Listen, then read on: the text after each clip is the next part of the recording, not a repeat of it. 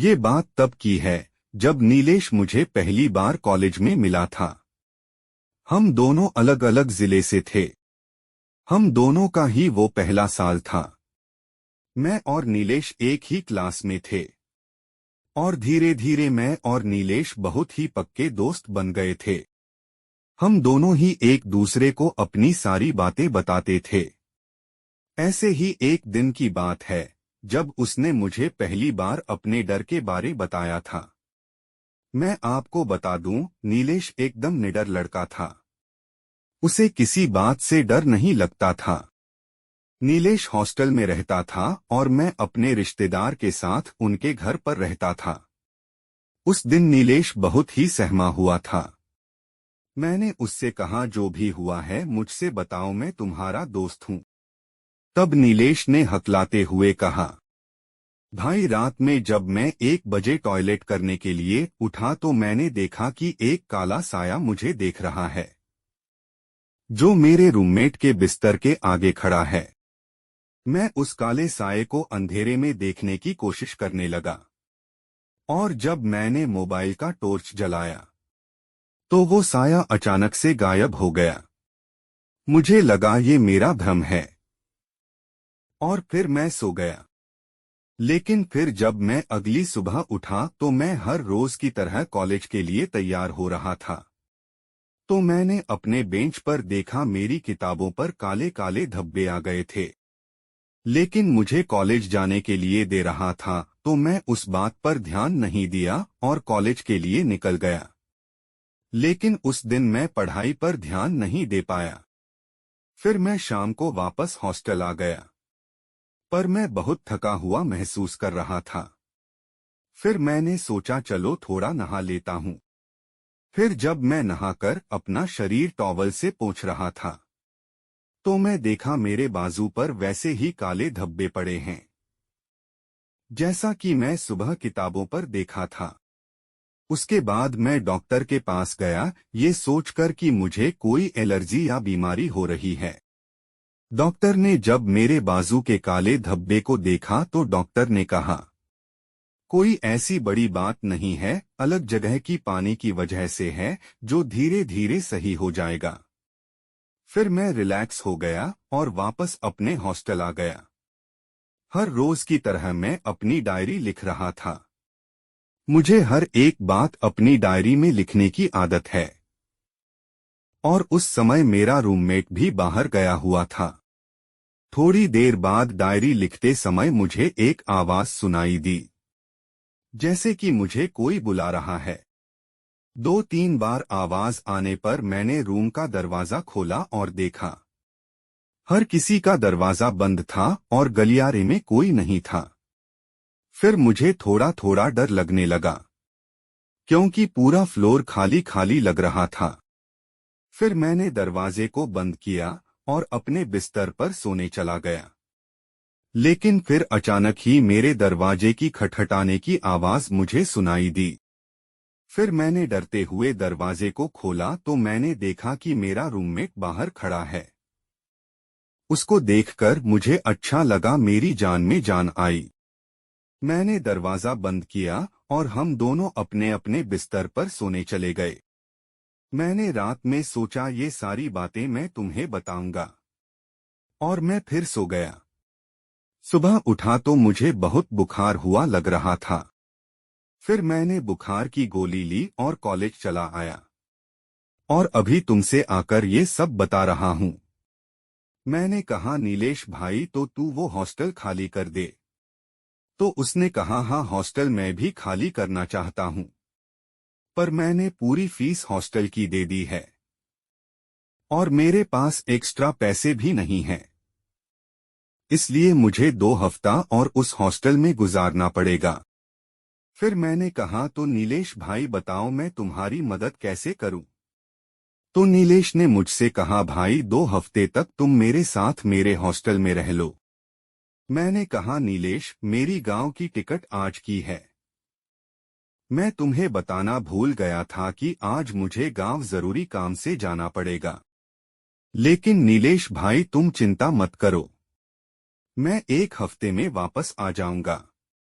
फिर मैं तुम्हारे साथ हॉस्टल में रहूंगा। नीलेश कहता है, मुझसे ठीक है भाई, तुम जल्दी आना। इसके बाद मैं नीलेश छोड़कर अपने गांव चला गया। एक हफ्ते बाद जब मैं वापस कॉलेज आया तो मैंने देखा नीलेश कॉलेज नहीं आया था। फिर मैंने सोचा नीलेश को कॉल करता हूं। मैं कॉल किया पर उसका मोबाइल स्विच ऑफ बता रहा था। मैंने नेट ऑन किया, सोचा कि उसको व्हाट्सएप पर मैसेज कर दूं। जैसे ही मैंने अपना नेट ऑन किया तो उसके कई मैसेजेस आ गए। मेरे गांव में नेटवर्क नहीं रहता, इसलिए मैंने अपना मोबाइल चेक ही नहीं किया था। ये मैसेजेस नीलेश ने मुझे 4 दिन पहले किए थे और मैं आज देख रहा था। नीलेश ने उसमें लिखा था कि मैंने तुम्हारे पास कई बार कॉल किया पर तुम्हारा नंबर नेटवर्क से बाहर बता रहा था, इसलिए मैं व्हाट्सएप पर मैसेज कर रहा हूं, क्योंकि मुझे लग रहा है वो मुझे छोड़ेगा नहीं, मैं बच नहीं पाऊंगा। इसलिए मैंने अपनी सारी कहानी अपनी डायरी में लिख दी है और वो मैं अपने हॉस्टल के कमरे के सामने वाले बरगद के पेड़ के नीचे अपनी डायरी फेंक दिया हूं। अगर मुझे कुछ हो जाता है तो मेरी डायरी से मेरी जिंदगी के असलियत लोगों के सामने तुम लाना। तुम मेरे भाई से भी बढ़कर हो। बस इतना ही मैसेज नीलेश ने मुझे भेजा था और उसी मैसेज के अनुसार मैं उसके हॉस्टल के कमरे के सामने वाले बरगद के पेड़ के पास पहुंचा, जहां मुझे एक डायरी मिली। मैं उस डायरी को खोला तो देखा ये नीलेश की ही डायरी है। मैंने देर न करते हुए डायरी उसी पेड़ के नीचे बैठकर पढ़ना शुरू कर दिया, जहां तक नीलेश ने मुझे अपनी कहानी बताई थी। उसके आगे के पेज को मैंने पलटा। वहां नीलेश ने लिखा था, आज मैं वापस अपने हॉस्टल में रात में आया। मैंने अपने कमरे में पहुंचकर देखा मेरा रूममेट वहां नहीं है और सारे कपड़े और सामान बिखरे पड़े हैं। मुझे लगा कि मेरे बगल के रूम वालों की ये हरकत होगी। मैं बाहर गया, देखा मेरे फ्लोर पर सबके रूम में ताला लगा है। फिर मुझे लगा कि शायद ये मेरे रूममेट नहीं किया होगा। रूम के इस हालत के बारे में हॉस्टल के मैनेजर से बोलने गया और मैंने अपना रूम नंबर बताया। मैंने ये भी कहा मुझे शक है ये सब मेरे रूममेट ने किया है। मैनेजर ये रजिस्टर निकला और मेरे रूम नंबर की लिस्ट निकाली और उसने जो कहा उससे तो मेरे पैरों तले मानो धरती खिसक गई हो। उन्होंने कहा, तुम्हारे रूम में सिर्फ तुम रहते हो, रजिस्टर में सिर्फ तुम्हारा नाम है, उस रूम में अभी कोई और नहीं रहता। मैं कहा, नहीं, वहां एक लड़का मेरे साथ रहता है, उसका नाम राहुल था।